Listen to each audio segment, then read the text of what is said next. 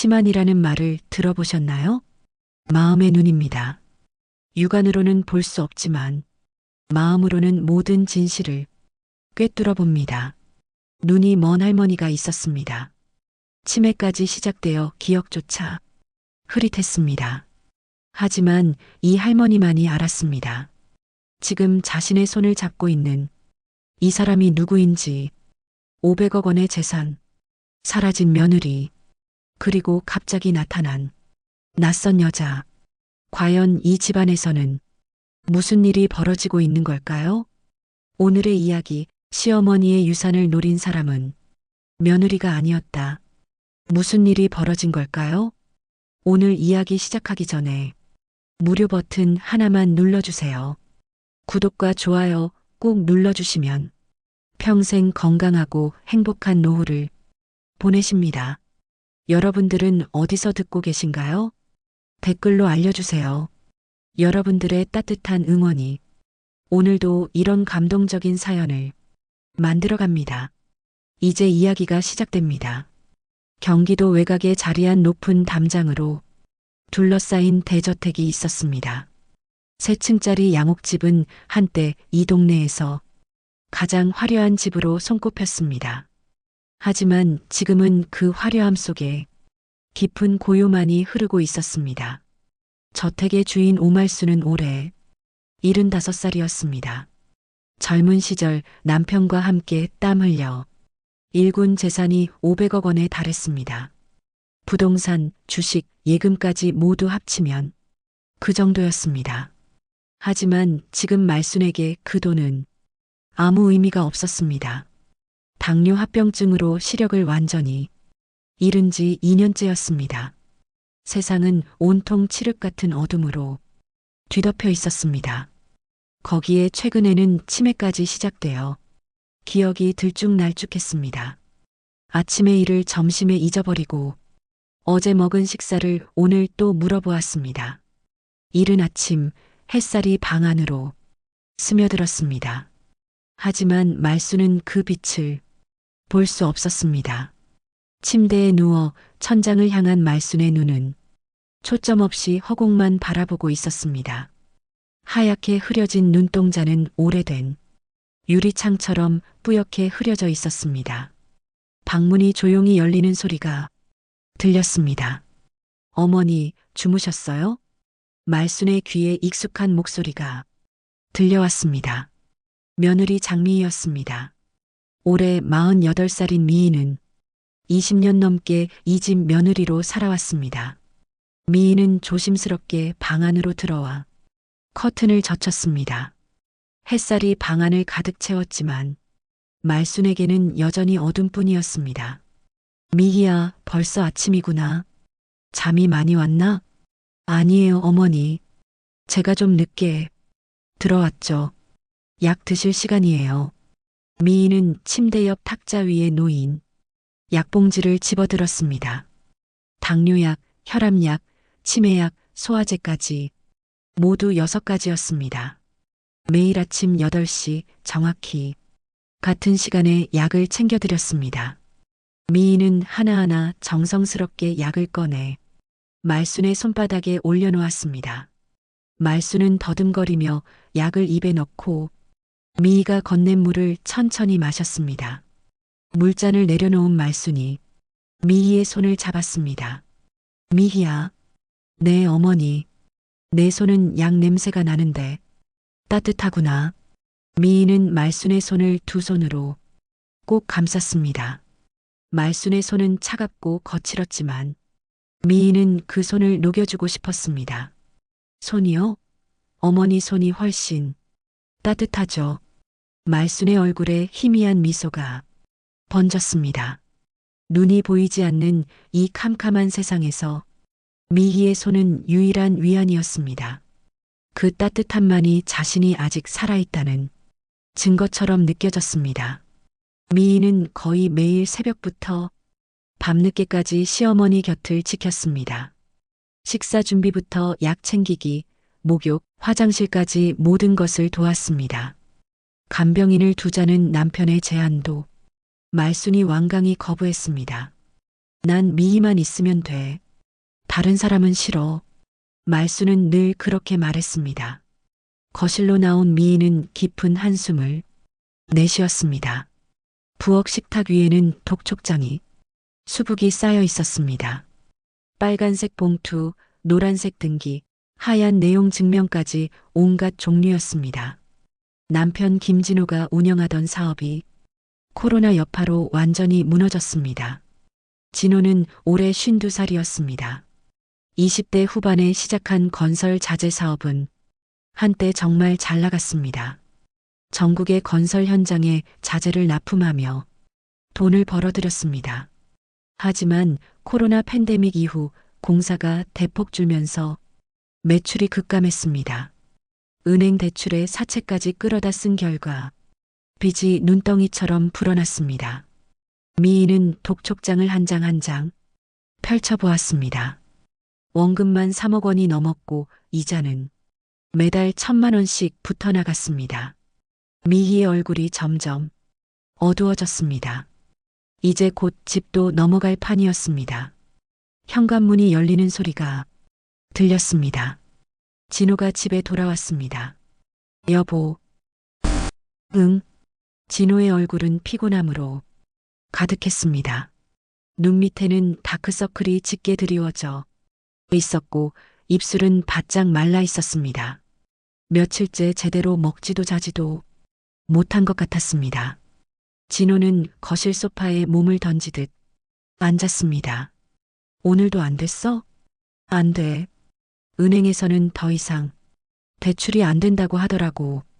투자자들도 다들 손 떼고 있어. 진호의 목소리에는 절망이 묻어났습니다. 미희는 진호 옆에 조용히 앉아 그의 손을 잡아주었습니다. 괜찮아요. 우리 천천히 해결해봐요. 천천히? 사채업자들이 당장 돈 내놓으라는데 어떻게 천천히 해? 진호는 손으로 얼굴을 감쌌습니다. 어깨가 미세하게 떨리고 있었습니다. 미희는 더 이상 말을 잇지 못했습니다. 무슨 말을 해도 위로가 되지 않는다는 것을 알고 있었습니다. 저녁 무렵 미희는 다시 시어머니의 방으로 들어갔습니다. 말수는 침대 가장자리에 앉아 창밖을 향하고 있었습니다. 볼 수 없는 창밖을 말수는 그렇게 하염없이 바라보고 있었습니다. 어머니, 저녁 드셔야죠. 미희야, 너 혹시 무슨 걱정 있니? 말수는 눈이 보이지 않았지만 미묘한 공기의 변화를 느낄 수 있었습니다. 미희의 목소리에 섞인 떨림을, 발걸음의 무게를 말수는 알아챘습니다. 아니에요, 어머니. 무슨 걱정이 있겠어요. 거짓말. 내 손이 차가워졌어. 무슨 일 있으면 말해라. 미희는 말순의 손을 꼭 잡았습니다. 눈물이 핑 돌았지만 꾹 참아냈습니다. 정말 괜찮아요, 어머니. 제가 다 잘할게요. 말순은 미희의 손을 쓰다듬으며 중얼거렸습니다. 내가 볼 수는 없어도 느낄 수는 있단다. 너는 착한 애야. 너무 고생하는구나. 밤이 깊어갔습니다. 대저택 안은 고요했지만 그 속에는 보이지 않는 긴장이 흐르고 있었습니다. 말순의 방에서는 작은 숨소리만이 들려왔습니다. 미희는 시어머니 옆에 앉아 그 손을 계속 잡고 있었습니다. 경제적으로 궁지에 몰린 집안에서도 미희는 말순의 마지막 기댈 언덕이었습니다. 말순의 흐릿한 기억 속에서 미희의 따뜻한 손만이 유일하게 선명했습니다. 새벽 5시, 아직 어둠이 채 가시지 않은 시간이었습니다. 미희는 조용히 침대에서 일어나 옷을 갈아입었습니다. 옆에서 자고 있던 진호는 피곤한 듯 깊은 잠에 빠져 있었습니다. 미희는 조심스럽게 방문을 열고 거실로 나왔습니다. 시어머니의 약이 떨어졌다는 것을 어젯밤에야 알아챘습니다. 당뇨약과 혈압약은 하루도 걸을 수 없는 약이었습니다. 미희는 핸드백을 들고 현관문을 나섰습니다. 차가운 새벽 공기가 얼굴을 스쳤습니다. 24시간 약국은 해안가 마을에 있었습니다. 집에서 차로 40분 정도 걸리는 거리였습니다. 미인은 차에 시동을 걸고 천천히 출발했습니다. 새벽길은 한산했습니다. 가로등 불빛만이 어둠 속에서 깜빡이고 있었습니다. 미인은 핸들을 잡으며 한숨을 내쉬었습니다. 요즘 들어 한숨이 부쩍 늘어난 것 같았습니다. 남편의 사업, 쌓여가는 빚, 그리고 시어머니의 건강까지 미희의 어깨는 점점 무거워지고 있었습니다. 하지만 미희는 포기하지 않았습니다. 시어머니가 자신을 믿고 의지하는 모습을 볼 때마다 힘이 났습니다. 조금만 더 버티자. 조금만 더. 미희는 스스로에게 다짐하며 운전에 집중했습니다. 약국에 도착한 미희는 처방전을 내밀고 약을 받았습니다. 어머니 약이시죠? 매번 새벽에 오시네요. 약사가 웃으며 말했습니다. 네, 깜빡했다가 급하게 나왔어요. 효부시네요. 요즘 이렇게 정성 들이는 며느리 보기 힘든데. 약사의 말에 미희는 쓸쓸하게 웃음을 지었습니다. 정성이 아니라 당연한 일을 하는 것뿐이었습니다. 미희는 약봉지를 들고 다시 차에 올랐습니다. 집으로 돌아가는 길, 하늘이 조금씩 밝아오고 있었습니다. 동쪽 하늘 끝이 붉게 물들기 시작했습니다. 미희는 라디오를 켜고 조용한 음악을 틀었습니다. 해안 절벽을 따라 이어지는 구불구불한 도로였습니다. 한쪽은 깎아지른 듯한 절벽, 다른 한쪽은 푸른 바다였습니다. 파도 소리가 멀리서 들려왔습니다. 미희는 천천히 속도를 줄이며 조심스럽게 운전했습니다. 새벽의 바닷바람이 차창을 흔들며 휘몰아쳤습니다. 그때였습니다.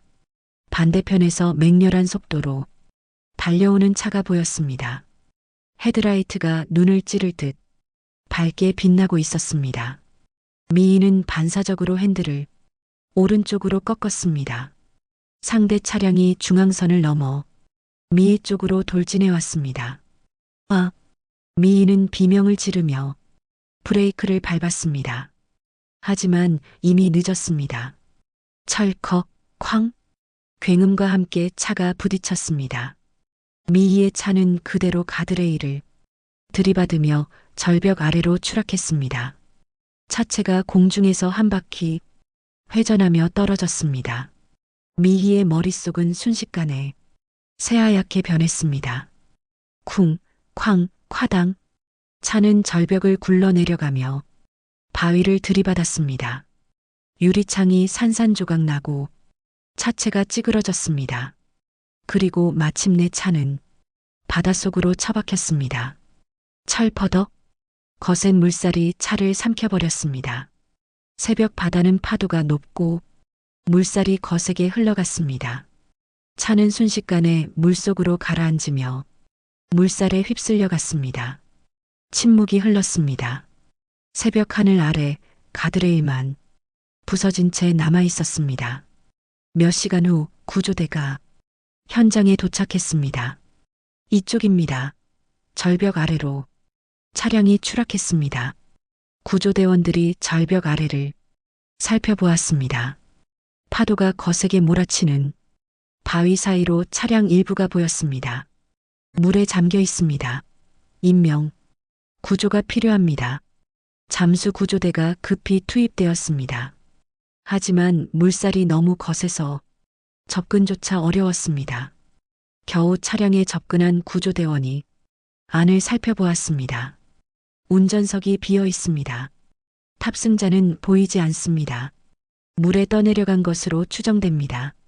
구조대장이 무전기에 대고 보고했습니다. 차량 번호 조회 결과 등록자는 장미희로 나왔습니다. 해경과 경찰이 합동으로 수색 작업에 나섰습니다. 해안선을 따라 수킬로미터를 샅샅이 뒤졌습니다. 하지만 미희의 흔적은 어디에도 없었습니다. 이틀 동안 수색을 이어갔지만 결국 아무것도 찾지 못했습니다.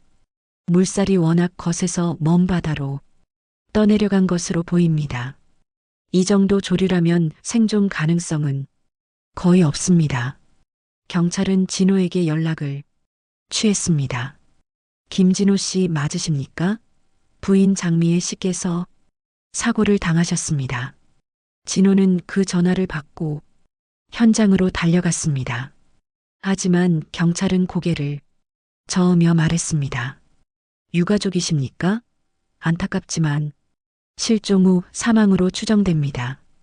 이 정도 물살이라면 생존은 불가능합니다. 진호는 그 자리에 주저앉아 머리를 감싸쥐었습니다. 아니야. 이럴 수가. 진호의 눈에서 눈물이 흘러내렸습니다. 일주일 뒤 법원에서 정식으로 사망 추정 판정이 내려졌습니다. 장례는 조용히 치러졌습니다. 친척들과 지인 몇 명만이 참석한 초라한 장례였습니다. 빈소에는 미희의 영정 사진만 놓여 있었습니다. 시신 없는 장례였습니다. 진호는 멍하니 영정 사진을 바라보았습니다. 미희의 환한 미소가 사진 속에 영원히 남아 있었습니다. 하지만 정작 말순에게는 미희의 죽음을 알리지 못했습니다. 어머니 심장이 약하시니까 충격을 받으면 안 돼. 진호는 스스로를 합리화하며 시어머니를 속였습니다. 미희는 잠깐 친정에 갔어요. 곧 돌아올 거예요. 하지만 말순은 느끼고 있었습니다. 며느리가 떠났다는 것을, 다시는 돌아오지 못한다는 것을. 미희야, 미희야. 말순은 매일 미희의 이름을 부르기 시작했습니다. 치매가 급격히 악화되었습니다. 하루에도 몇 번씩 미희를 찾았습니다.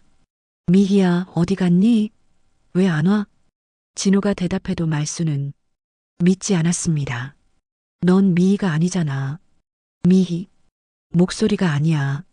말순은 식사도 제대로 하지 않았습니다. 약도 거부했습니다. 미희가 챙겨줘야 먹어. 다른 사람이 주는 건 싫어.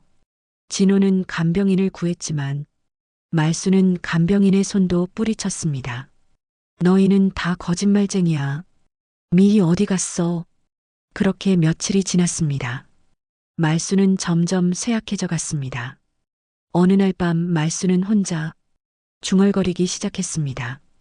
미희야, 내 재산 다 내 거야. 나중에 다 줄게. 너밖에 없잖니. 미희야. 그 말을 문 밖에서 듣고 있던 진호의 얼굴이 굳어졌습니다. 어머니는 이미 죽은 며느리에게 모든 재산을 주겠다고 말하고 있었습니다. 진호의 마음속에 묘한 감정이 스며들기 시작했습니다. 불안과 욕망이 동시에 피어올랐습니다. 500억이라는 거대한 재산, 그것을 둘러싼 보이지 않는 그림자가 이 집안에 들이우기 시작했습니다. 미희가 사라진 지 한 달이 흘렀습니다. 진호의 삶은 완전히 무너져 내리고 있었습니다. 사업장은 문을 닫았고 직원들은 모두 떠났습니다. 은행에서는 담보로 잡힌 부동산을 경매로 넘기겠다고 통보했습니다. 더 큰 문제는 사채였습니다. 이자가 눈덩이처럼 불어나 이제 원금의 2배를 넘어섰습니다. 사채업자들은 매일같이 진호의 휴대전화로 전화를 걸어왔습니다. 김진호 씨, 언제까지 이렇게 도망 다닐 겁니까? 이번 주 안으로 2천만 원. 입금 안 되면 각오하셔야 합니다. 진호는 전화를 받을 때마다 온몸이 떨렸습니다. 어느 날 밤 현관문을 두드리는 소리가 들렸습니다. 쿵쿵쿵. 거칠고 위협적인 소리였습니다. 김진호, 문 열어. 안에 있는 거 다 알아. 사채업자들이 집까지 찾아온 것이었습니다. 진호는 불을 끄고 숨을 죽였습니다. 한참 동안 문을 두드리던 사채업자들은 결국 돌아갔습니다. 하지만 대문 앞에 경고문을 붙이고 갔습니다. 내일까지 연락 없으면 법적 조치 들어갑니다. 진호는 소파에 주저앉아 머리를 감싸 쥐었습니다. 어떻게 해? 어떻게? 그때 시어머니 방에서 소리가 들려왔습니다. 미희야, 미희야, 어디 갔니? 말순이 또 며느리를 찾고 있었습니다. 진호는 무거운 발걸음으로 어머니 방으로 들어갔습니다. 어머니, 저예요. 진호예요. 진호? 진호는 왜 왔어? 미희는 어디 갔어? 미희는 친정에 갔어요. 곧 올 거예요. 거짓말. 미희는 날 두고 가지 않아. 뭔가 잘못됐어. 말수는 침대에서 일어나 더듬거리며 진호에게 다가왔습니다. 미희한테 무슨 일 생긴 거야? 말해. 말해봐. 아무 일도 없어요, 어머니. 진정하세요. 하지만 말수는 진호의 팔을 붙잡고 놓지 않았습니다. 내 재산은 미희한테 다 줄 거야. 미희만 있으면 돼. 다른 건 필요 없어. 진호는 어머니의 손을 뿌리치고 방을 나왔습니다. 가슴속에서 묘한 감정이 끓어오르기 시작했습니다.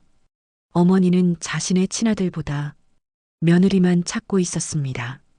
500억이라는 재산을 모두 이미 죽은 며느리에게 주겠다고 말하고 있었습니다. 미친 거 아니야? 미희는 죽었다고. 진호는 혼자 중얼거리며 거실을 배회했습니다. 며칠 후 진호는 변호사 사무실을 찾아갔습니다. 선생님, 어머니 재산을 제 앞으로 옮길 방법이 없을까요? 변호사는 고개를 저었습니다. 어머님이 치매 판정을 받으셨지만 아직 완전히 의사 능력을 상실한 건 아니시잖아요. 본인이 원하지 않으시면 법적으로 강제할 수 없습니다. 그럼 유언장은요? 유언장도 마찬가지입니다.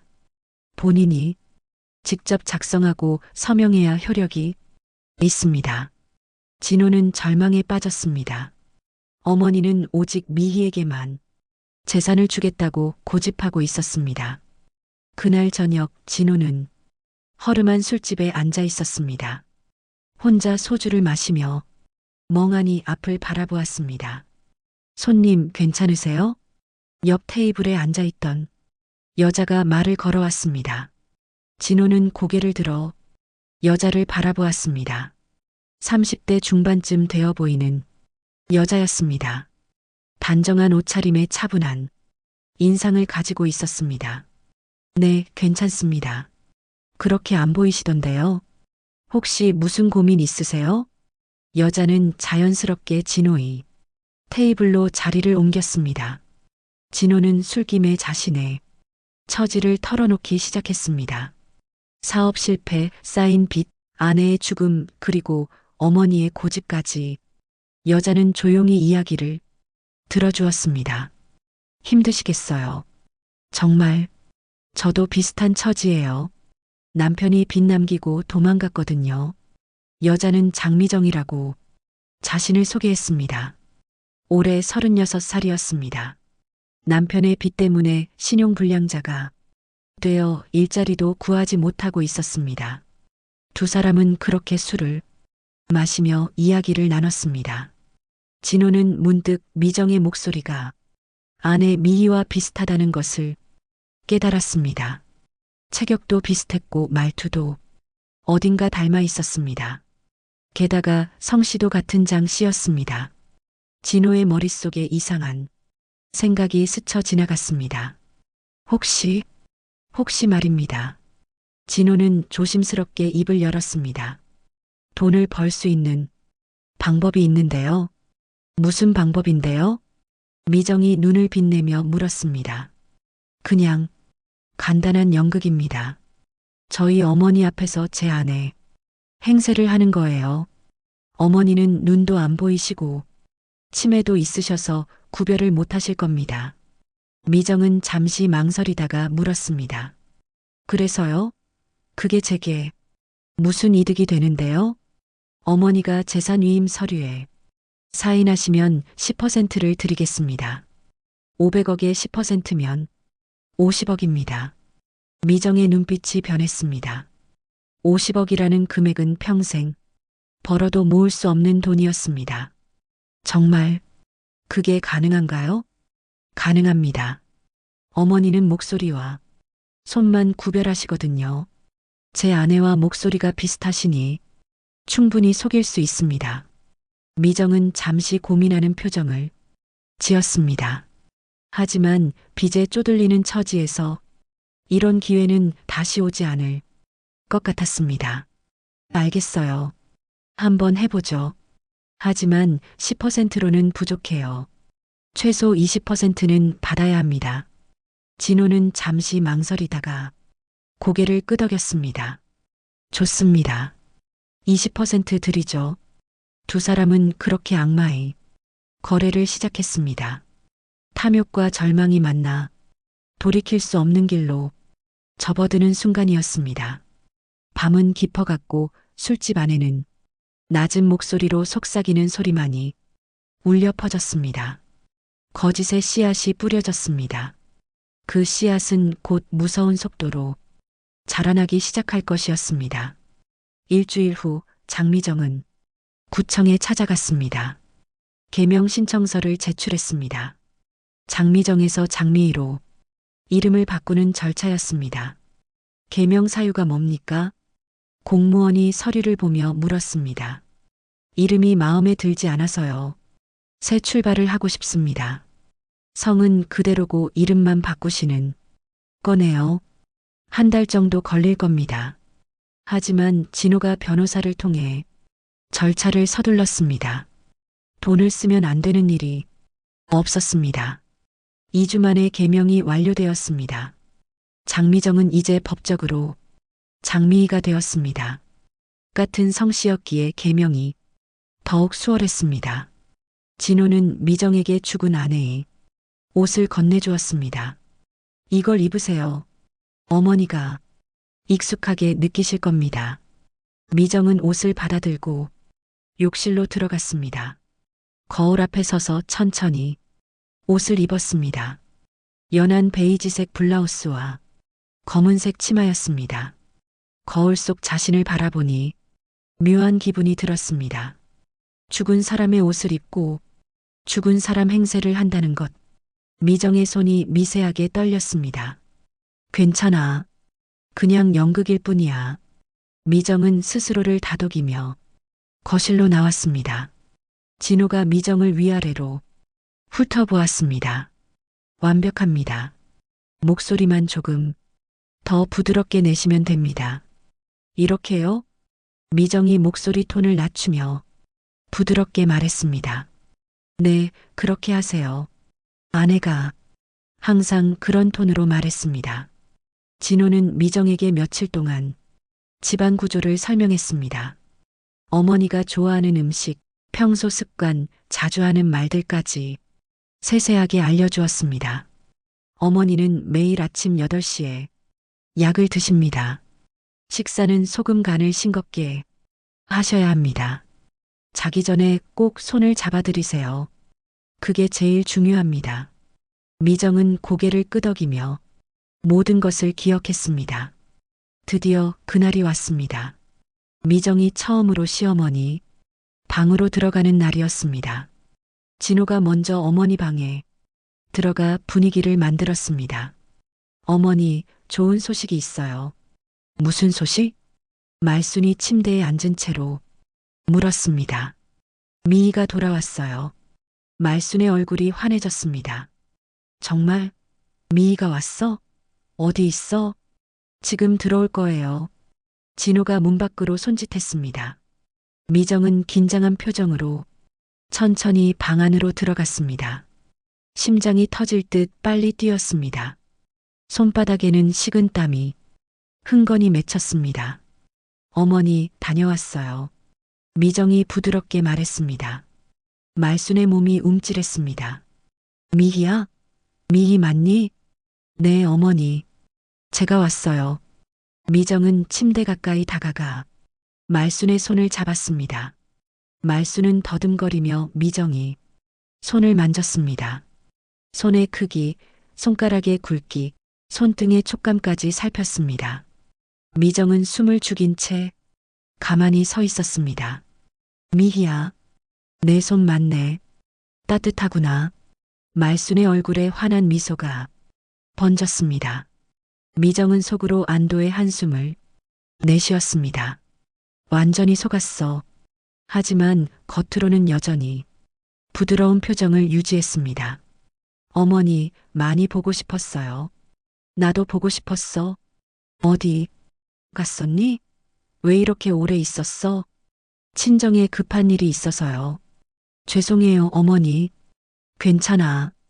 돌아왔으니 됐지. 이제 어디 가지 마. 말수는 미정의 손을 꼭 붙잡고 놓지 않았습니다. 미정은 처음에는 죄책감이 밀려왔습니다. 눈먼 노인을 속인다는 것이 마음에 걸렸습니다.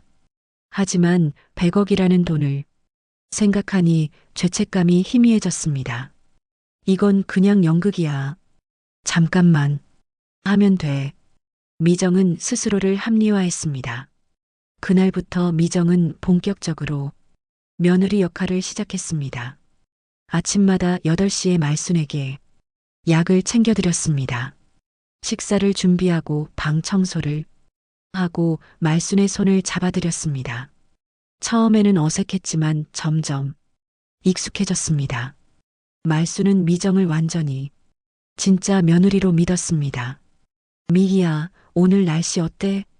화창해요, 어머니. 햇살이 정말 좋습니다. 그래, 날씨 좋으면 나도 기분이 좋아진다. 두 사람은 그렇게 자연스럽게 대화를 나눴습니다. 미정은 점점 자신이 진짜 며느리인 것처럼 행동했습니다. 말순의 순진한 믿음을 볼수록 미정의 탐욕은 더욱 자라났습니다.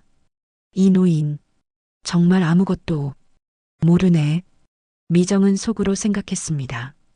어느 날 저녁 진호가 미정을 불렀습니다. 잘하고 계십니다. 어머니가 완전히 속으셨어요. 언제쯤 서류에 사인 받을 수 있을까요? 미정이 조급하게 물었습니다. 조금만 더 기다리세요.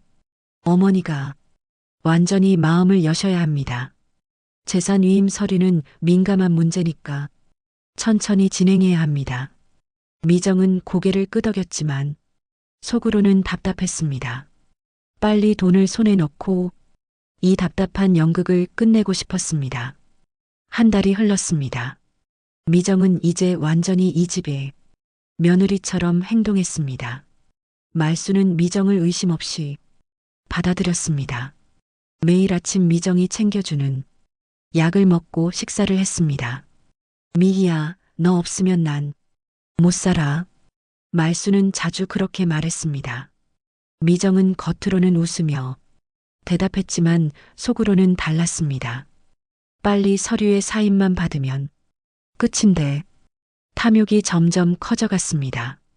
어느 날 저녁 진호가 미정을 거실로 불렀습니다. 이제 슬슬 어머니께 서류 말씀드려야 할 것 같습니다. 좋아요. 빨리 끝냅시다. 미정이 눈을 반짝이며 대답했습니다. 진호는 변호사가 준비한 재산 위임 서류를 꺼냈습니다. 이 서류에 어머니 서명만 받으면 됩니다. 그럼 저는 언제 돈을 받을 수 있나요? 서류 처리 완료되면 20% 약속대로 드리겠습니다. 그때 미정의 얼굴이 굳어졌습니다. 20%요? 네, 처음 약속대로요. 미정은 팔짱을 끼고 진호를 바라보았습니다. 김진호 씨 생각을 좀 바꿔야겠어요. 무슨 말씀이십니까? 20%로는 부족해요. 50%는 받아야죠. 진호의 얼굴이 순식간에 붉어졌습니다. 뭐라고요? 지금 농담하시는 겁니까? 농담 아닙니다. 내가 아니면 어머니는 하루도 못 살아요. 지금 저한테 약점 잡힌 거 김진호 씨잖아요. 미정의 목소리에는 차가운 기운이 감돌았습니다. 진호는 주먹을 불끈 쥐었습니다. 약속을 깨는 겁니까? 약속? 계약서라도 썼나요? 이건 원래 불법 아닙니까? 미정은 여유로운 표정으로 소파에 앉았습니다. 서류 위조한 것도 김진호 씨고 인감도장 만든 것도 김진호 씨죠. 제3명의 이전 서류도 모두 제 이름으로 되어 있어요. 지금 경찰에 신고하면 누가 더 곤란해질까요? 진호는 말문이 막혔습니다. 미정의 말이 맞았습니다. 모든 서류에는 장미희, 즉 미정의 이름이 들어가 있었습니다. 진호가 경찰에 신고한다 해도 더 큰 문제는 진호 자신에게 돌아올 것이었습니다. 절반은 내 거예요. 싫으면 지금 당장 이 집 떠나도 좋아요. 미정이 냉정하게 말했습니다. 진호는 이를 악물었습니다. 하지만 달리 방법이 없었습니다. 알겠습니다. 50% 드리죠. 진호는 분노를 삼키며 고개를 끄덕였습니다. 미정은 만족스러운 미소를 지었습니다. 현명한 선택이에요. 자, 그럼 어서 어머니께 서류 받아요. 그날 밤 진호와 미정은 말순의 방으로 들어갔습니다. 말순은 침대에 앉아 창밖을 향하고 있었습니다. 어머니, 말씀드릴 게 있어요. 진호가 조심스럽게 말을 꺼냈습니다. 무슨 말? 어머니 재산 관리에 대해서인데요. 어머니 건강도 안 좋으시고 그래서 미희 이름으로 재산을 넘기시면 어떨까 해서요. 말순의 얼굴이 환해졌습니다. 미희한테? 그래, 그게 좋지. 내 재산은 원래 미희 거야. 미희가 제일 잘 쓸 거야. 미정은 말순의 손을 꼭 잡았습니다. 어머니, 제가 잘 관리할게요. 걱정하지 마세요. 그래, 미희야. 너한테 다 맡길게. 진호는 서류를 꺼내 말순 앞에 놓았습니다. 여기 서명만 해주시면 됩니다. 말순은 더듬거리며 손으로 서류를 만졌습니다. 미희야, 내가 읽어줘. 재산 위임 동의서입니다. 어머니, 모든 재산을 장미희에게 위임한다는 내용이에요. 그래, 알았어. 어디에 서명하면 되니? 진호가 말순의 손을 잡고 펜을 쥐어주었습니다. 말순은 떨리는 손으로 서류에 서명을 했습니다. 삐뚤빼뚤한 글씨였지만 분명히 오말순이라는 이름이 적혔습니다. 됐습니다. 감사합니다, 어머니. 진호가 서류를 챙기며 말했습니다. 미희야, 너 내 곁에 있어줄 거지? 네, 어머니. 제가 계속 곁에 있을게요. 미정이 부드럽게 대답했습니다. 하지만 미정의 눈빛은 차갑게 빛나고 있었습니다. 진호와 미정이 방을 나간 후 말순은 혼자 침대에 앉아 있었습니다. 어둠 속에서 말순의 얼굴에는 묘한 표정이 떠올랐습니다. 눈물이 볼을 타고 흘러내렸습니다. 하지만 동시에 입가에는 미묘한 미소가 걸려 있었습니다. 말순은 천천히 손을 뻗어 베개 밑을 더듬었습니다. 작고 네모난 물건이 손에 잡혔습니다. 녹음기였습니다. 말순은 그것을 조심스럽게 꺼내 들었습니다. 손가락으로 더듬어 녹음 버튼을 찾았습니다. 찰칵, 작은 소리와 함께 녹음기가 작동했습니다. 빨간 불빛이 깜빡이기 시작했습니다. 하지만 말순은 그 빛을 볼 수 없었습니다. 다만 녹음기가 작동하는 미세한 진동을 느낄 수 있었습니다. 말순은 녹음기를 다시 베개 밑에 넣었습니다. 그리고 조용히 중얼거렸습니다. 미희야, 진짜 미희야, 어디 있니? 말순의 목소리는 떨리고 있었습니다.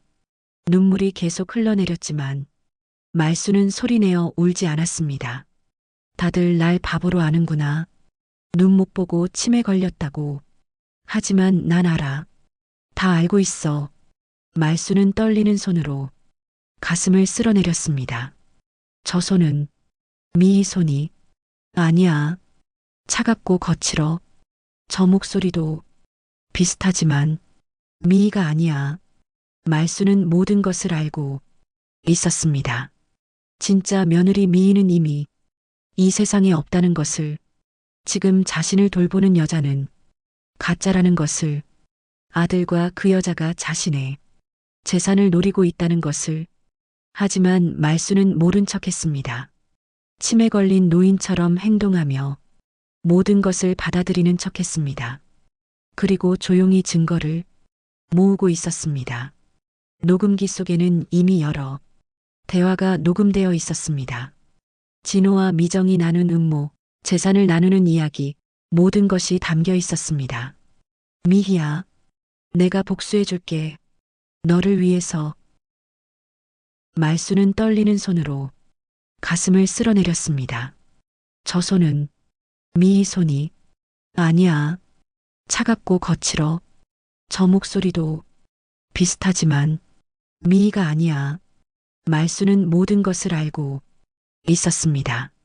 진짜 며느리 미희는 이미 이 세상에 없다는 것을, 지금 자신을 돌보는 여자는 가짜라는 것을, 아들과 그 여자가 자신의 재산을 노리고 있다는 것을. 하지만 말수는 모른 척했습니다. 치매 걸린 노인처럼 행동하며 모든 것을 받아들이는 척했습니다. 그리고 조용히 증거를 모으고 있었습니다. 녹음기 속에는 이미 여러 대화가 녹음되어 있었습니다. 진호와 미정이 나눈 음모, 재산을 나누는 이야기, 모든 것이 담겨 있었습니다. 미희야, 내가 복수해 줄게. 너를 위해서. 말수는 눈물을 닦으며 다짐했습니다. 창밖으로 달빛이 스며들었습니다. 말순의 방은 고요했지만 그 고요함 속에는 무거운 결심이 흐르고 있었습니다. 그로부터 석 달 전 바다 건너 작은 해안 마을, 한 여자가 병원 침대에 누워 있었습니다. 온몸에 깁스를 하고 붕대를 감은 채였습니다. 얼굴에도 상처 자국이 여러 개 남아 있었습니다. 그 여자는 바로 장미희였습니다. 사고 당일 바다에 추락한 미희는 기적적으로 살아났습니다. 거센 물살에 휩쓸려 수십 킬로미터를 떠내려갔습니다. 새벽 해안가를 산책하던 주민이 모래사장에 쓰러진 미희를 발견했습니다. 여기 사람 있어요. 빨리 구급차 불러주세요. 미희는 급히 병원으로 실려갔습니다. 다행히 생명은 건졌지만 온몸이 만신창이었습니다. 갈비뼈 3개가 부러지고 왼쪽 다리에 골절상을 입었습니다. 머리도 심하게 다쳐 뇌진탕이 왔습니다. 환자분, 눈 뜨실 수 있으세요? 의사가 미희에게 물었습니다. 미희는 천천히 눈을 떴습니다. 하지만 눈빛은 초점이 없었습니다. 여기가 어디죠? 병원입니다. 해안가에서 구조되셨어요. 혹시 이름이 어떻게 되세요? 미희는 고개를 저었습니다. 모르겠어요. 기억이 안 나요. 의사는 차트를 확인하며 고개를 끄덕였습니다. 머리를 심하게 다치셔서 일시적인 기억 상실이 온 것 같습니다. 시간이 지나면 기억이 돌아올 수도 있습니다. 미희는 신원을 확인할 물건이 아무것도 없었습니다. 핸드백도 지갑도 휴대전화도 모두 바다에 잃어버렸습니다. 병원에서는 무연고 환자로 처리했습니다. 미희는 석 달 동안 병원에 입원해 있었습니다. 몸은 조금씩 회복되었지만 기억은 돌아오지 않았습니다. 자신이 누구인지, 어디서 왔는지, 무엇을 하던 사람인지 전혀 몰랐습니다. 하지만 최근 들어 조금씩 변화가 생기기 시작했습니다. 꿈속에서 어떤 목소리가 들려오기 시작했습니다. 미희야, 밥 식는다. 미희야, 어디 갔니? 늙은 여자의 목소리였습니다. 따뜻하고 그리운 목소리였습니다. 미희는 꿈에서 깨어날 때마다 눈물을 흘렸습니다. 미희, 내가 미희인가? 조금씩 조각난 기억들이 떠오르기 시작했습니다. 큰 저택, 어두운 방, 약을 챙기던 손. 하지만 여전히 선명하지 않았습니다. 안개 속을 걷는 것처럼 흐릿하고 불분명했습니다. 어느 날 아침 미희는 침대에서 일어났습니다. 의사가 깜짝 놀라며 말렸습니다. 아직 안 됩니다. 다리가 완전히 낫지 않았어요. 가야 해요. 제가 꼭 가야 할 곳이 있어요. 미희는 지팡이를 짚고 병원을 나섰습니다. 어디로 가야 하는지 정확히 알 수는 없었습니다. 하지만 발이 저절로 움직였습니다. 기억이 미희를 어딘가로 이끌고 있었습니다. 미희는 버스를 타고 낯선 도시로 향했습니다. 버스에서 내려 걸으며 주변을 둘러보았습니다. 여기 본 것 같은데 희미한 기억이 떠올랐습니다. 미희는 계속 걸었습니다. 아픈 다리를 이끌고 한 걸음 한 걸음 나아갔습니다. 얼마나 걸었을까? 미희의 발이 어느 건물 앞에서 멈췄습니다. 병원이었습니다. 여기. 미희는 병원 문을 열고 안으로 들어갔습니다. 간호사 데스크로 다가갔습니다. 저기요, 혹시 오말순이라는 환자분 아세요? 간호사가 고개를 들어 미희를 바라보았습니다. 오말순님이요? 그분은 단골 환자셨는데 혹시 지금 어디 계신지 알 수 있을까요? 간호사는 컴퓨터를 확인하며 말했습니다. 오말순님은 올해 초부터 오시지 않았어요. 보호자분이 집에서 요양하신다고 하셨는데요. 미희는 가슴이 철렁 내려앉는 느낌이 들었습니다. 보호자요? 누가 왔었나요? 며느리분이요. 장미애 씨, 항상 같이 오셨잖아요. 네, 장미희요? 미희의 얼굴이 창백해졌습니다. 네, 그런데 작년에 교통사고로 돌아가셨잖아요.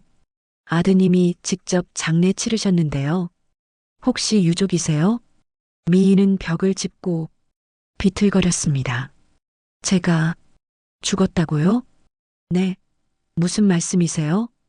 간호사가 의아한 표정으로 미희를 바라보았습니다. 미희는 손으로 입을 막았습니다. 머릿속이 하얗게 변했습니다. 그럼 그 집에 있는 사람은 누구야? 모든 것이 한순간에 이해되었습니다. 자신이 사망 처리되었다는 것, 누군가 자신을 대신해서 시어머니 곁에 있다는 것, 어머니, 미희는 무너져 내렸습니다. 간호사가 급히 달려와 미희를 부축했습니다. 괜찮으세요? 어디 아프세요? 미희는 눈물을 흘리며 고개를 저었습니다. 제가 장미희예요. 저 안 죽었어요. 네, 무슨 말씀을. 제발 믿어주세요. 저 정말 장미희라고요. 간호사는 당황한 표정으로 미희를 바라보았습니다. 미희는 손으로 얼굴을 가리고 흐느꼈습니다. 어머니는 지금 어떻게 되신 거예요? 누가 어머니 곁에 있는 거예요? 간호사는 미희를 의자에 앉히고 물을 가져다 주었습니다. 진정하세요. 천천히 말씀해 보세요. 미희는 떨리는 손으로 물을 마셨습니다. 그리고 조금씩 자신의 이야기를 풀어놓기 시작했습니다. 사고, 기억상실, 병원 생활, 그리고 조금씩 돌아오는 기억까지. 간호사는 미희의 말을 듣고 경찰에 신고하자고 제안했습니다. 일단 신분부터 확인해야 할 것 같아요. 아니에요. 경찰은 나중에요. 지금 당장 어머니부터 구해야 해요. 미희는 일어서려 했지만 다리에 힘이 풀렸습니다. 간호사가 급히 미희를 붙잡았습니다. 이러시면 안 돼요. 몸 상태가 너무 안 좋으세요. 괜찮아요. 저 가야 해요. 미희는 지팡이를 짚고 병원을 나섰습니다. 하늘은 어둡게 변하고 있었습니다. 미희는 하늘을 올려다보며 중얼거렸습니다. 어머니, 제가 돌아갈게요. 이번엔 아무도 어머니를 속이지 못하게 할게요. 미희의 눈빛에는 결연한 의지가 담겨 있었습니다. 비가 내리기 시작했습니다.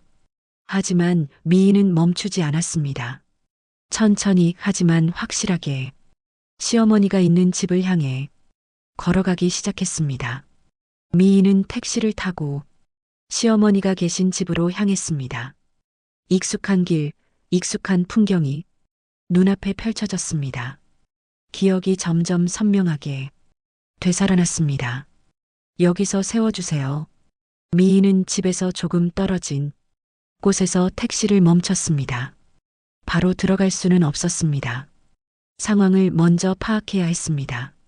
미희는 담장 밖에서 집을 바라보았습니다. 익숙한 저택, 자신이 20년 넘게 살던 그 집이었습니다. 하지만 지금은 낯선 사람이 그 안에 있었습니다. 자신의 이름을 도용한 사람이 시어머니를 속이고 있었습니다. 미희는 주변을 살피며 집 뒤편으로 이동했습니다. 뒷문은 여전히 같은 자리에 있었습니다. 미희는 비밀번호를 눌렀습니다. 삐삐삐 찰칵 문이 열렸습니다. 다행히 비밀번호는 바뀌지 않았습니다. 미희는 조심스럽게 정원으로 들어갔습니다. 어둠 속에 숨어 집안을 살폈습니다.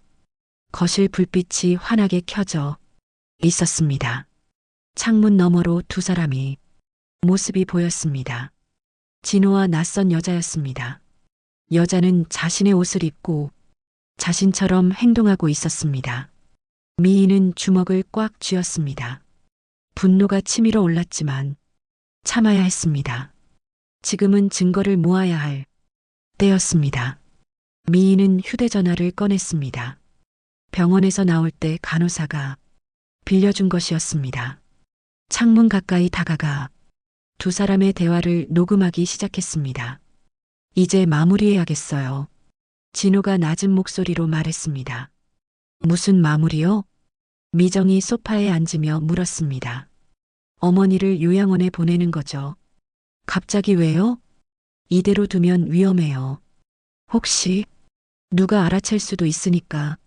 진호는 서류 몇 장을 테이블 위에 펼쳤습니다. 스위스 요양원으로 보낸다고 할 겁니다. 당뇨 합병증 치료를 위해서라고 하면 어머니도 믿으실 거예요. 미정은 서류를 훑어보며 고개를 끄덕였습니다. 그래서요?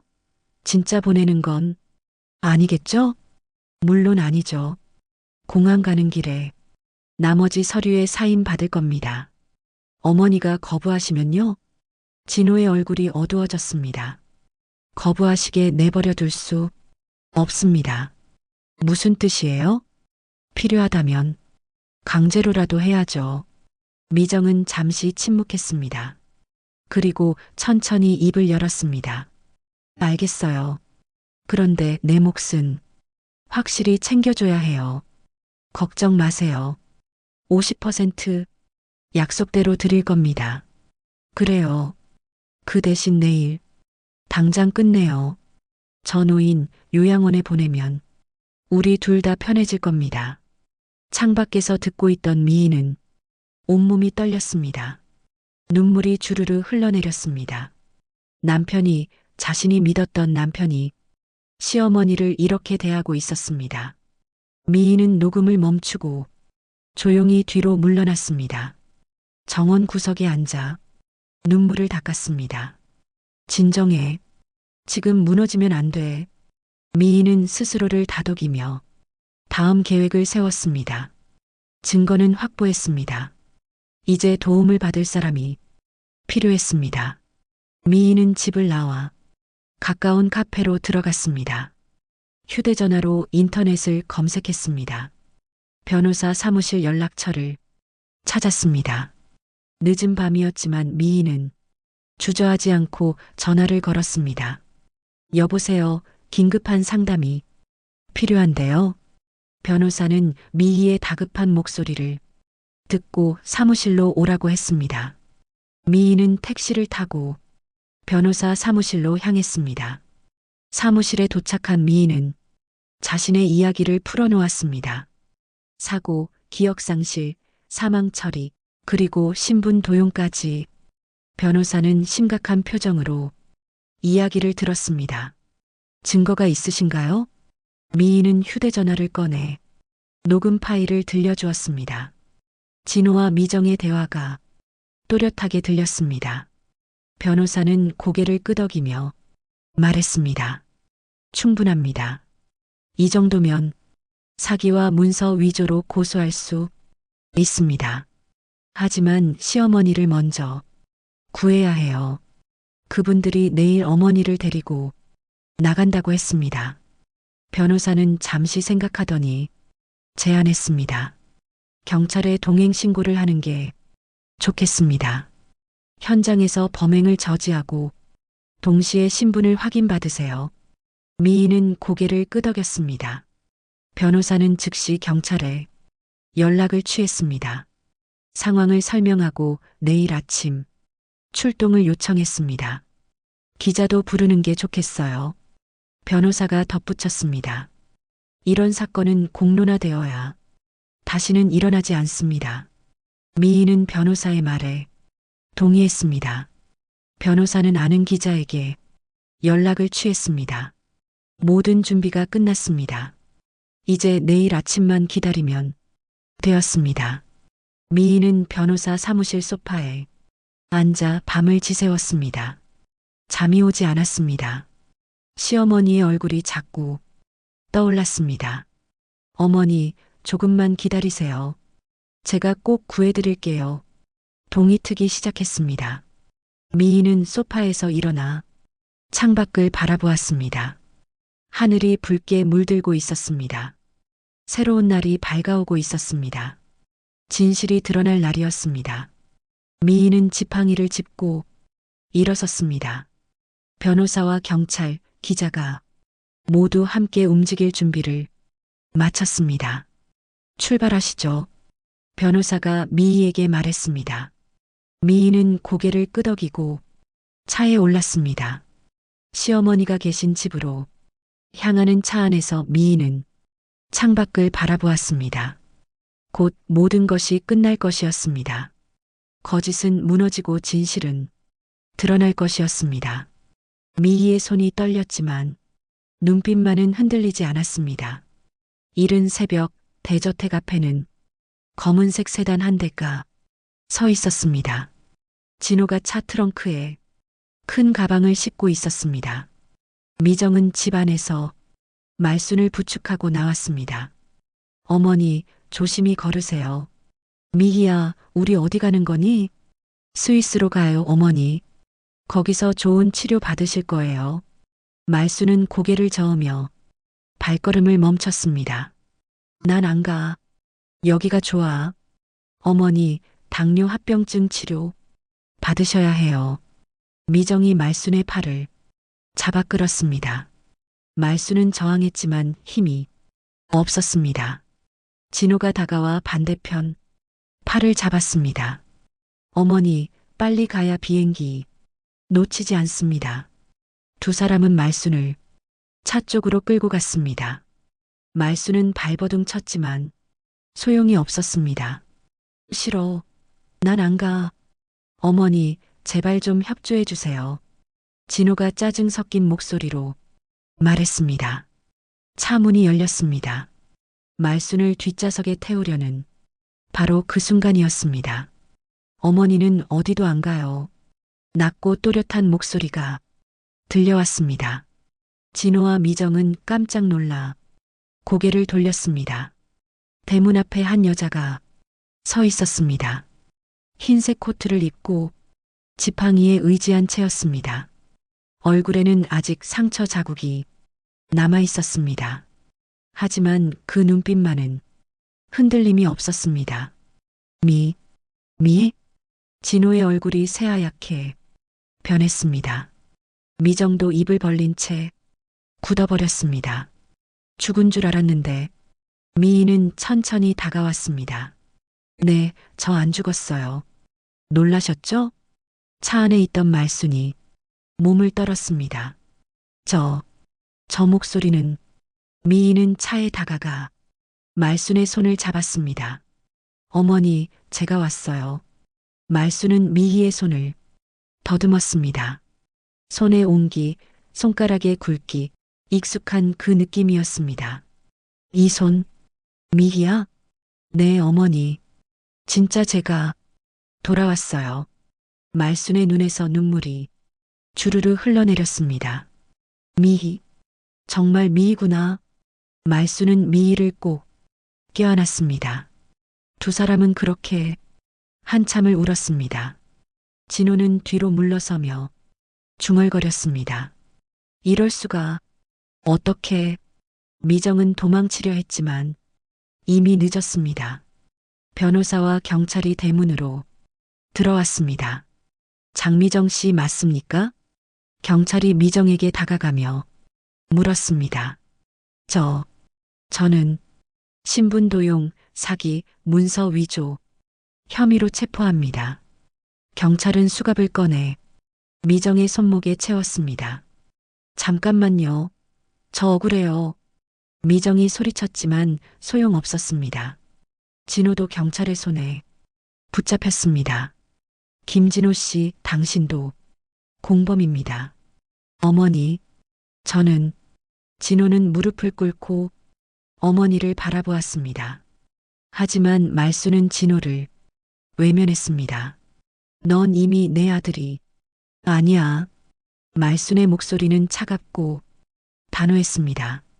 미희가 경찰에게 다가가 휴대전화를 건넸습니다. 여기 증거가 있습니다. 경찰이 휴대전화를 받아 녹음 파일을 재생했습니다. 진호와 미정의 목소리가 또렷하게 흘러나왔습니다. 어머니를 요양원에 보내는 거죠. 저 노인 요양원에 보내면 우리 둘 다 편해질 겁니다. 절반은 내 거예요. 어젯밤 미희가 창밖에서 녹음한 대화였습니다. 모든 음모가 그 안에 담겨 있었습니다. 진호는 고개를 떨구고 눈물을 흘렸습니다. 어머니, 죄송합니다. 하지만 말수는 대답하지 않았습니다. 경찰은 진호와 미정을 차에 태워 연행했습니다. 기자들이 사진을 찍고 취재를 시작했습니다. 혼란이 가라앉고 사람들이 모두 떠나자 집은 다시 고요해졌습니다. 미희는 말순을 부축해 집 안으로 들어갔습니다. 말순의 방으로 가서 침대에 앉혔습니다. 어머니, 괜찮으세요? 괜찮아. 내가 와서. 이제 괜찮아. 말순은 미희의 손을 꼭 잡았습니다. 어머니는 알고 계셨나요? 확실히 알지는 못했어. 하지만 뭔가 이상했어. 내 손은 따뜻하고 부드러웠는데 저 여자 손은 차가웠어. 목소리도 비슷한데 뭔가 달랐어. 그래도 확신은 못하셨죠? 그래. 머리가 자꾸 흐릿해져서 내가 헷갈리는 건가 싶었어. 하지만 가슴은 알고 있었어. 저 사람은 내 미희가 아니라고. 말수는 미희의 손을 자신의 볼에 갖다 댔습니다. 정말 미희구나. 정말 내가 돌아왔구나. 두 사람은 다시 한번 서로를 껴안았습니다. 오랜 이별 끝에 찾은 재회였습니다. 창밖으로 햇살이 쏟아져 들어왔습니다. 어둠은 거치고 빛이 방 안을 가득 채웠습니다. 미희는 말순 옆에 앉아 그 손을 계속 잡고 있었습니다. 어머니, 제가 이제 계속 곁에 있을게요. 고마워, 미희야. 정말 고마워. 거실 창문으로 아침 햇살이 따뜻하게 비쳐들었습니다. 정원의 꽃들이 활짝 피어나고 있었습니다.